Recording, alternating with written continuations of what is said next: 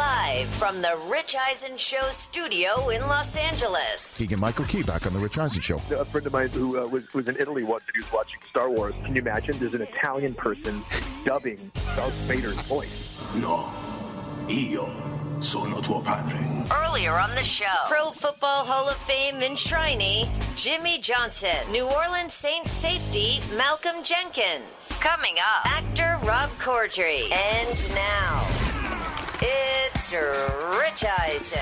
All right, everybody. Way to finish out the week. TJ Jefferson with a nice 4-foot putt right there. 844-204-RICH is the number to dial to have a conversation over our final hour of this show. It's a Friday. We're going to do higher register going into the Super Bowl weekend. I got to tell you, though, because I'm going to talk out of every orifice for the Super Bowl week next week. I'm gonna go basketball. I'm going hoops. I was thinking about doing. I'm going hoops association for my higher register. I was thinking about and it's that. not Lakers either. I know they got. Okay, I'm gonna do Lakers. Well, I mean they got spanked by the Pistons on a back-to-back, right?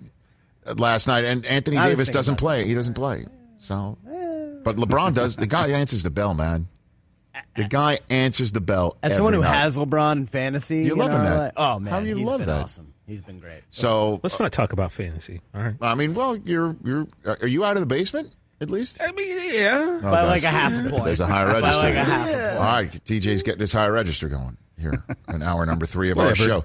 Rob Corddry will join us, former Daily Show alum. He's been on this show before many times. He's got a new show called Top Gear America. Talking cars, everybody. Talking cars. One of his favorite cars is a Porsche. Somebody told me this a long time ago that you say Porsche if it's somebody else's, right? But if it's yours, it's a Porsche. I've heard that too. Okay. Oh, see here's my Porsche. Yeah. But you drive a Porsche? Okay.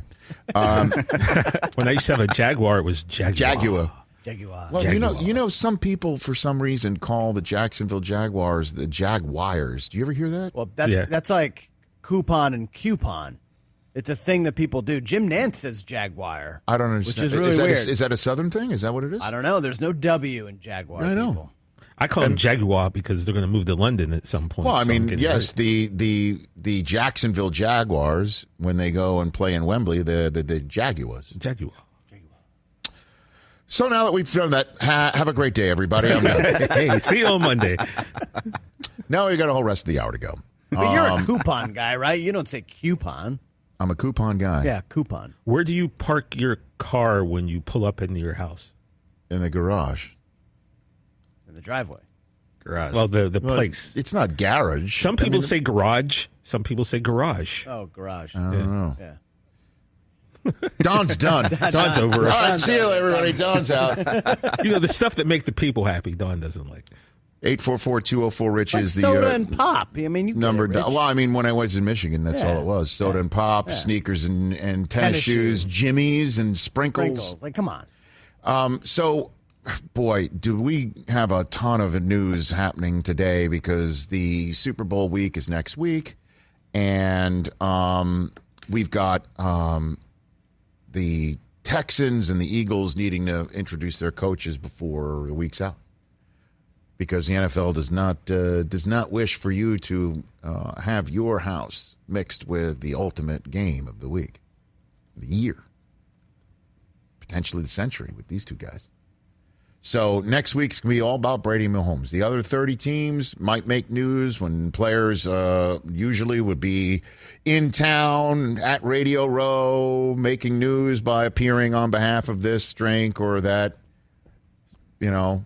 beverage. Some of the players might be doing that next week, too. We've got a great guest list based on how we can flex our Super Bowl week muscles. So the Texans needed to introduce David Culley today, and the Eagles needed to introduce Nick Sirianni today because Urban Meyer's already been introduced, and Brandon Staley's already been introduced here in Los Angeles, and Robert Saleh for the Jets, so on and so forth. Arthur Smith was on this program this week. He was. The new head coach of the Atlanta Falcons. So everybody else settling their business. And that's how I turn things over to Chris Brockman for this news update to kick off hour 3 on the show. And now, with a report of the day's news from the world of sports and entertainment. Someone who is not a journalist or newsman by any definition of the word whatsoever. It's Chris Brockman. What do you got over there, Christopher? Okay, let's start in Philadelphia, Rich. Eagles coach Nick Sirianni said he plans to call the plays this year on offense and had a bunch of great, oh my goodness, asked about Carson Wentz, asked about Jalen Hurts. Here's what he had to say about his quarterbacks. There have been plenty of reports about Carson's relationship with the organization being strained. Wondering what your conversations with him have been like so far, and do you feel like it's a reconcilable relationship? Yeah, I can't speak on that, Dave. I've talked to Carson. I've been reaching out to our players. It's been a whirlwind, obviously, so far as just the amount of things that do as I've took this job and a week into this job, but trying to communicate with all our players as quickly as I can. I've talked to Carson. We've had good conversations or good conversation. I know he's talked to our offensive coordinator as well, and just excited to work with him as we move here forward. It is not convincing. I'm laughing at your response, not laughing at him. I just want to say that. No, seriously, I'm laughing at your reaction to it. That's my reaction. Because that's not going to go over well with the Philly fan base. So, do you want your word salad whiz or whiz or without? Whiz, no, right. I'm a whiz wit. Are you whiz wit on your word salad? I'm whiz without, just for the record. Oh my word. Crystal ball it, Rich. Who's the starting quarterback for the Eagles? Carson Wentz. Week 1. Carson Wentz. It's Carson Wentz as the day is long. Let him have a competition all you want, man. No trade, no nothing. He's not going to be on the move. Let me ask you a question. And again, that's the thing that Ian Rappaport said, that the contracts are tradable. Who wants them? Anybody? The only team that you could sit here and think of, again, Indianapolis could take him and maybe make the Super Bowl next year with him. That's a large nut to carry. Large nut to carry. Here's what the Colts are going to have to figure out. Is there a one-shot deal with a veteran? Okay. I guess this is the whole writ large quarterback decision that all teams that are in the market are going to have to do. Except the Lions. We just assume they're going to go draft him. Yeah, they're going to. Okay? Yeah. But the Jets have to decide, do we want to go shoot the moon for Deshaun Watson? Do we want to keep our guy, or do we want to draft one? The Eagles are a team that might decide to let's get rid of Wentz and put Hurts in there. That's what I think they should be doing. I mean, Jalen Hurts, to me, is a 21st century quarterback, and Wentz showed this year behind that line in this situation that he's not equipped right now to be a quarterback that wins more than he loses. That's it. If you had to ask me who would I go with, it would be Jalen Hurts. But I'm not in the locker room. I don't know Wentz all that well. That's who I would choose. But if you're somebody else, like the Colts, do you go ahead and put your marker on somebody that costs that much? Or do you dial it back, find another Phillip Rivers type that you can just give a 1-2 year deal to and go for it? If Ryan's available, do you do that? He's a large freight. If Goff's available, do you do that? Or do you just go with a young kid that you've got 5 years of contractual control? That's the whole thing, too, that, rumor out there and chit-chatter about how the Jaguars, could they possibly be in the Deshaun Watson market? That Urban loved Deshaun coming out of high school and whatever. I mean, but one that got away. Why would the Jaguars send away their ability to get a young kid who is so dynamite and doesn't cost nearly the amount of money as Watson until he's 5 years into his contract? Why would they do anything like that?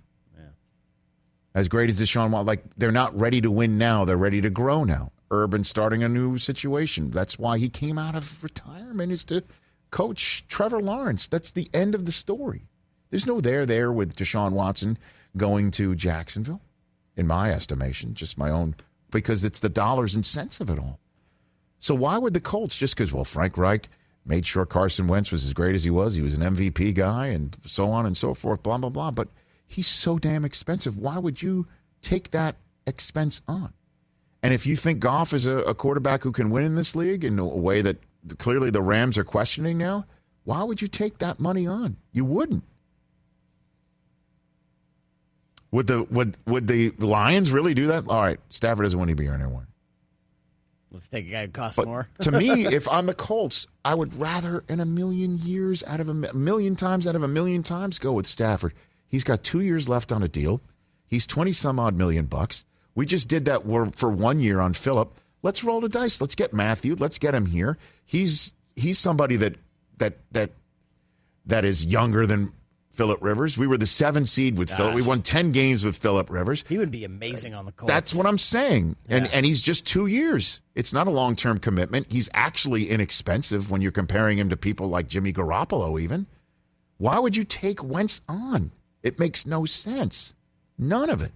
The problem for the Eagles is that you don't want to spend that much money on a backup quarterback. And that's the whole question with Goff, too. Right. Like, you want to spend that much money on a backup quarterback? And the answer that the Eagles are giving about Wentz doesn't. Les Snead is saying the exact opposite, like making it seem like, sure. Yeah, if he's not the guy, we want an upgrade. Like, it seems to be the two similar situations. They're taking two totally different approaches. And the one with the Rams seems to be much more sane. You know what I mean? Like, let's not fire our coach that made the Super Bowl recently over it. Let's not juggle the coaching staff like that, even though they have lost people. And let's just say what we're saying about our guy and go into the off season. Kind of the Pete Carroll approach, always compete, always get better. So that, again, you have to decide: do we do it by a half measure, which is an unfortunate way to describe Matthew Stafford, but that is the half measure in between drafting somebody completely new or going with somebody who's absurdly expensive. Right. Right in the middle. Somebody that can do it. That would be excellent from the approach of his getting a new lease on life. And he's just 2 years. That's it. And after 2 years, let's see what we can do with him after that. That's the way I would go. Now, if you're the Jets, I would absolutely go with drafting a new kid or trying to get Deshaun Watson. Yeah, that's the way I would go. Yeah. But again, just to bring it all full circle right here, you're hearing Robert Saleh say what an exceptional talent Sam Darnold is. And I know some of my Jet friends and fans are just going up. They're going completely nuts. Like, does that mean that Darnold is really going to be the guy? Are they not going to go for Deshaun Watson? Are you really that Deshaun Watson is free and he may want to come here and we're not going to even kick the tires on this guy? Like, you're hearing all this stuff. It's just like, no. In hour one, Jimmy Johnson came on here and said he had an issue with Troy Aikman for a bit because he got sent Steve Walsh. And he said he knew he was going to trade Steve Walsh for a 1, 2, and a 3.